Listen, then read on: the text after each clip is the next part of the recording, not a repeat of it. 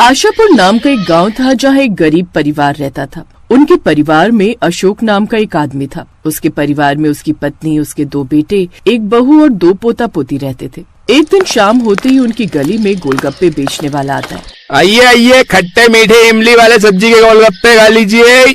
गोलगप्पे की आवाज सुनकर तभी अशोक के घर के सामने वाला विनोद अपने परिवार के साथ बाहर गोलगप्पे खाने आता है। अरे वाह, गोलगप्पे वाले भैया, आप तो एकदम ईद का चांद हो रहे हो। बड़े दिनों में आज दर्शन दिए हैं। अरे भाई साहब, गाँव गया हुआ था बच्चों को लेकर, बस इसी वजह से ठेला नहीं लगा पा रहा था। तभी विनोद का पोता सोनू कहता है, दादाजी मुझे सब्जी वाले गोलगप्पे खाने। हाँ, क्यों नहीं मेरे लाडले बेटे। भाई साहब, मेरे पोते को पेट भरकर गोलगप्पे खिलाओ भाई। हाँ जी, ठीक है जी। देखते ही देखते पूरे मोहल्ले के लोग उसके ठेले पर भीड़ लगा लेते हैं।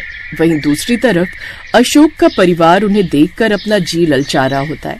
तभी अशोक की पत्नी उससे कहती है, मेरा तो सब्जी वाले गोलगप्पे देखकर जी बड़ा ही ललचा रहा है। हाँ माँ जी, मन तो मेरा भी बड़ा ही कर रहा है सब्जी वाले खट्टे गोलगप्पे खाने का। पिताजी हमें भी गोलगप्पे खिला दो ना। बेटी, आज तो बोनी भी नहीं हुई है, बिल्कुल पैसे नहीं है मेरे पास।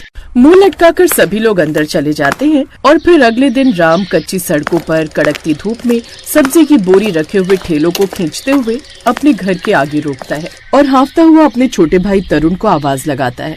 तरुण, अरे वो तरुण, बाहर आकर सब्जी की बोरी उतरवा दे। अंदर से आवाज लगाता हुआ तरुण कहता है, आया भैया। दोनों भाई तेज धूप में ठेली से बोरी उतारते हैं। माँ, सब्जी की बोरी खोलकर सारी सब्जियों को हवा में फैला दो। गर्मी बहुत पड़ रही है, डर है कि खराब न हो जाए। गर्मी के कारण आज सुबह तड़के सब्जी बेचने गए थे, फिर भी आते हुए इतना समय हो गया।